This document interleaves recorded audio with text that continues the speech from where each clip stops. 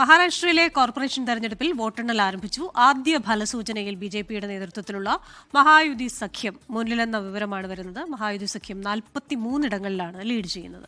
Shiv Sena Uddhav Thackeray MNS സഖ്യം 24 ഇടങ്ങളിൽ lead ചെയ്യുന്നു. ശ്രീനാഥ് ചന്ദ്രൻ ചെയ്യുന്നു. ശ്രീനാഥ്, എക്സിറ്റ് പോളുകൾ വളരെ വ്യക്തമായി BJP മഹായുതി സഖ്യത്തിന് ലീഡ് പ്രവചിച്ചതാണ്. ഏതാണ്ട് അതേ മട്ടിൽ തന്നെ കാര്യങ്ങൾ പോകുന്നോ ശ്രീനാഥ്?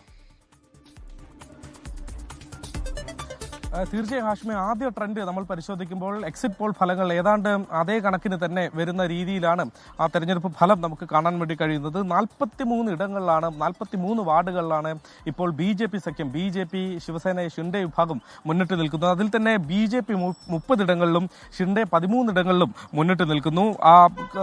ഠാക്കറെ സഹോദരന്മാർ MNSഉം ശിവസേന ഉദ്ധവ് താക്കറെ വിഭാഗവും ഒരുമിച്ച് നിന്ന് പോരാടിയ ഒരു മത്സരമായിരുന്നു. അതിൽ 24 ഇടങ്ങളിലാണ് അവർ മുന്നിട്ട് നിൽക്കുന്നത്. അതിൽ ശിവസേന ഉദ്ധവ് വിഭാഗം 20 ഇടങ്ങളിലും രാജ് താക്കറെ 4 ഇടങ്ങളിലുമാണ് മുന്നിട്ട് നിൽക്കുന്നത്. 6 ഇടങ്ങളിൽ കോൺഗ്രസ് മുന്നിട്ട് നിൽക്കുന്നുണ്ട്. NCP അജിത് പവാർ വിഭാഗം ഒറ്റയ്ക്കാണ് മത്സരിച്ചത്. അവർ ഒരിടത്ത് മുന്നിട്ട് നിൽക്കുന്നു. മറ്റുള്ളവർ 6 എന്നതാണ് ഇപ്പോഴുള്ള ട്രെൻഡ്. 23 കൗണ്ടിംഗ് സെന്ററുകളാണ് ഉള്ളത്. ഒരിടത്ത് 2 വാർഡുകളുടെ വോട്ട് എണ്ണുക എന്നതാണ് കണക്കാക്കിയിരുന്നത്. അങ്ങനെ ഒരു റൗണ്ടിൽ അല്ലെങ്കിൽ ഒരു ഘട്ടത്തിൽ 46 വാർഡുകളുടെ റിസൾട്ടുകളാണ് വരുന്നത്. ഇപ്പോൾ ഏതാണ്ട് അതിലും ഇരട്ടിയോളം വാർഡുകളുടെ ട്രെൻഡ് ഇതിനോടകം തന്നെ പുറത്തു വരികയാണ്. അതുകൊണ്ട് എക്സിറ്റ് പോൾ ഫലങ്ങൾ ഏതാണ്ട് ശരിയായി വരുന്നു എന്നത് സൂചിപ്പിക്കുമ്പോൾ ഏതാണ്ട് 1985 ശേഷം 92 ബാബറി മസ്ജിദ് തകർത്തതുമായി ബന്ധപ്പെട്ട മറ്റൊരു രാഷ്ട്രീയ കാലാവസ്ഥയിൽ അധികാരത്തിൽ നിന്ന് മാറി നിന്ന് ഒഴിച്ചാൽ താക്കറെ കുടുംബത്തിന്, താക്കറെമാർക്ക് അധികാരത്തിൽ ഉണ്ടായിരുന്ന പിടി, മുംബൈയിൽ ഉണ്ടായിരുന്ന പിടി അത് ആദ്യമായി ഇല്ലാതാകുന്നു എന്ന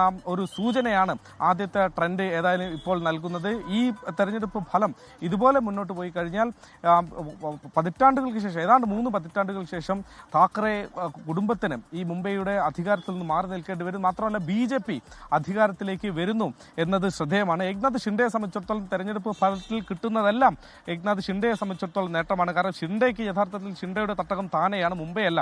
എന്നാൽ പോലും മുംബൈയിൽ വലിയ വിജയം നേടാൻ കഴിഞ്ഞാൽ അത് ഏക്നാഥ് ഷിൻഡെയ്ക്ക് നൽകുന്ന ഒരു ആത്മവിശ്വാസം അല്ലെങ്കിൽ ആ ഒരു കരുത്ത് അത് വളരെ അധികമാണ് എന്ന കാര്യത്തിൽ യാതൊരു സംശയവുമില്ല. കോൺഗ്രസ് ഏതായാലും ഒറ്റയ്ക്ക് മത്സരിച്ചു. കോൺഗ്രസ് ഇപ്പോൾ 6 ഇടങ്ങളിലാണ് മുന്നിട്ട് നിൽക്കുന്നത്. ലോകത്തെവിടെയായാലും ഏത് സമയത്തും 24 വാർത്തകളും ഓഗ്മെന്റഡ് റിയാലിറ്റി പാക്കേജുകളും എക്സ്പ്ലെയിനറുകളും വിശദമായി കാണാൻ ഞങ്ങളുടെ YouTube ചാനൽ നിങ്ങൾക്ക് സബ്സ്ക്രൈബ് ചെയ്യാം.